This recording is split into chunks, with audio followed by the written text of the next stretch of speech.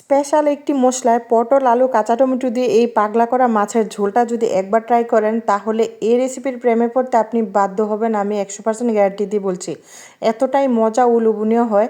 আমি মাঝে মাঝে ভিন্ন রকম আইটেম রান্না করতে পছন্দ করি আর নতুন রান্নার মধ্যে নতুনত্ব আনতে চেষ্টা করি। আমার কাছে ভালো লাগে মাঝে মাঝে ভিন্ন আইটেমের রান্না করতে। যাই হোক, প্রথমে আমি পটলগুলোকে ভালোভাবে একটা পটলকে 2 পিস করে কেটে ভালোভাবে একটু ছুরি দিয়ে দাগ টেনে নিয়েছি পিঠের অংশে। তারপর এগুলোকে হলুদ লবণ দিয়ে মাখিয়ে আমি তেলের মধ্যে একটু ভাজা করে নিব আর কি।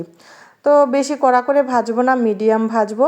তো ভাজা হয়ে গেলে আমি এক পাশ উল্টে দিচ্ছি। তারপর সবগুলা পটলকে আমি ভালোভাবে ভেজে নিব।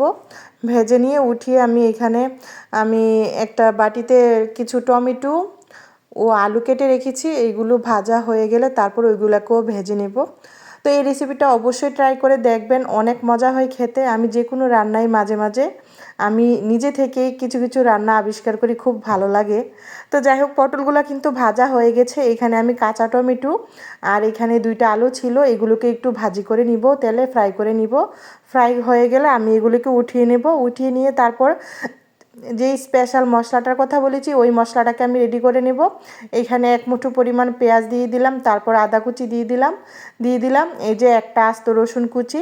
এগুলোকে ভালোভাবে একটু নেড়েচেড়ে মিশিয়ে একটু নরম হয়ে যাওয়ার পর এখানে দিব 1 চামচ পরিমাণ জিরা দিয়ে ভালোভাবে নেড়েচেড়ে মিশিয়ে এই মশলাটা ভাজা হয়ে গেলে উঠিয়ে এটাকে আমি পাটায় বেটে নিব। এটাই হচ্ছে স্পেশাল মশলা। এই মশলাটা বেটে দিলে তরকারির রান্নার স্বাদ দ্বিগুণের থেকেও দ্বিগুণ রান্নার স্বাদ বেড়ে যাবে, এতটাই মজা ও লোভনীয় হয়।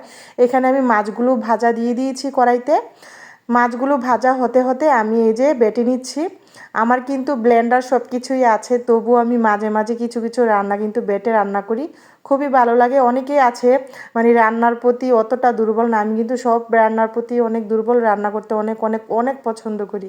যে কোনো রান্নায় আমি একবার যদি মানে রেসিপি মনে আসে ওই রেসিপিটা আমার ট্রাই করতেই হয়। এই যে মাছও ভাজা হয়ে গেছে, সব কিছু ভাজা হয়ে গেছে। এখন মেন রান্নার প্রসেসে আসা যাক। এখানে এই প্যানের মধ্যেই আমি আরও 1 মুঠো পরিমাণ পেঁয়াজ দিয়ে দিলাম। পেঁয়াজটাকে একটু নরম করে ভেজে নিয়েছি। তারপরে এই যে পটল ভাজা, আলু ও টমেটো ভাজাগুলো সবগুলো উপকরণ একসাথে দিয়ে ভালোভাবে মিশিয়ে নেড়েচেড়ে দিচ্ছি। তারপরে এখানে আমি একটু লবণ, অল্প একটু হলুদের গুঁড়া, মরিচের গুঁড়া, তারপর ধনিয়ার গুঁড়া দিয়ে কিছুক্ষণ মশলাটাকে কষিয়ে নেব। মশলাটাকে বলতে আলু পটলগুলো একটু ভেজে নিব আর কি। আর আলু পটল তো প্রথম থেকে ভাজা ছিল, তাই এখানে অতিরিক্ত ভাজার দরকার নেই, তাহলে কালারটা নষ্ট হয়ে যাবে। আর মরিচের গুঁড়া একদম আমি সামান্য দিয়েছি।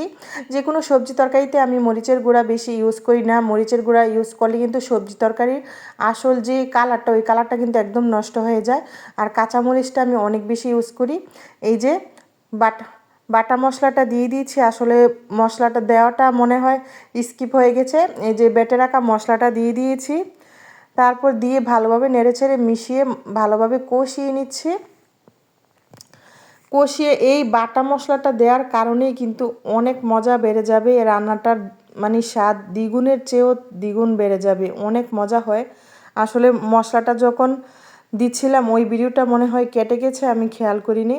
তো এখানে আমি এখন গরম পানি দিয়ে দিচ্ছি। গরম পানি দিয়ে এই যে ভাজা মাছগুলো দিয়ে দিলাম। অবশ্যই যে কোনো তরকারিতে গরম পানি দিলে রান্নার স্বাদ আরও বেড়ে যায়।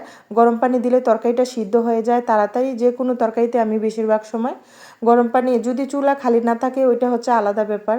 তো মাছগুলো দিয়ে আমি 10 মিনিটের মতো কষিয়ে নিয়েছি। তারপরে এখানে অনেকগুলা কাঁচামরিচ দিয়ে দিচ্ছি। আর আমার তো কাঁচামরিচ না হলে চলেই না। আর যেদিন কাঁচামরিচ ধনেপাতা না থাকে আমি তো ওই দিন রান্নার ভিডিও করি না। না থাকে বলতে আমার বাসায় সবসময় থাকে, আমি একদিন থাকতে থাকতেই কাঁচামরিচ ধনেপাতার কথা বলে দিই আমার হাজবেন্ডকে। এই যে ভালোভাবে কষিয়ে নিচ্ছি, মাশাল্লাহ অনেক লোভনীয় লাগছে। এখন আমি ধনেপাতা দিয়ে উঠিয়ে নিব। রান্নাটা কিন্তু প্রায় কমপ্লিট। আমার রান্নাটা যদি ভালো লেগে থাকে লাইক কমেন্ট শেয়ার করে পাশেই থাকবেন। আমার প্রোফাইলটিকে ফলো করে যদি ভালো লেগে থাকে, আর যদি ভিডিওটি ভালো না লাগে তাহলে প্রথম থেকে স্কিপ করে চলে যাবেন। ফুল ভিডিও দেখে কমেন্ট করবেন একটা সুন্দর। তো যদি ইউটিউব থেকে দেখে থাকেন তাহলে চ্যানেলটিকে অবশ্যই সাবস্ক্রাইব করে দিবেন যদি আমার রান্নার রেসিপিটা ভালো লাগে। তো আপনার পরিবার ফ্যামিলির সাথে শেয়ার করতে পারেন যদি রেসিপিটা ভালো লেগে থাকে। তো যাই হোক, আজকে এই পর্যন্তই। চলে আসব আগামী পর্বে নতুন একটি রান্নার কোনো মজার আইটেম নিয়ে।